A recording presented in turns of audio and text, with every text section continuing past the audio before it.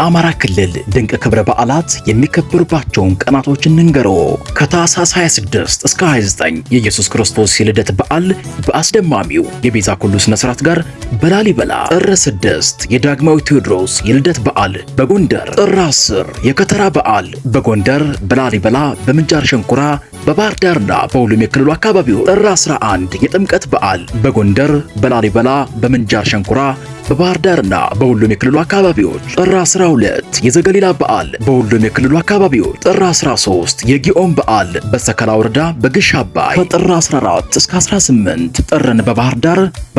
ከተማ፣ ጥር 18 የሰባር ጊዮርጊስ የንግስ በዓል በባህር ዳር፣ ደብረ ብርሃን፣ ደሴና በሁሉም የክልሉ አካባቢዎች፣ ጥር 21 የአስተርዮ ማርያም በዓል በግሸን፣ በመርጦ ለማርያም፣ በደረስጌና በሁሉም አካባቢዎች፣ ጥር 23 የ86ኛው የአገው ፈረሰኞች ክብረ በዓል በእንጅባራ፣ ጥር 25 የመርቆሪዎስ በዓል በደብረ ታቦር ይከበራል። በየትኛው ድንቅ ክብረ በዓል ላይ መታደም ይፈልጋሉ?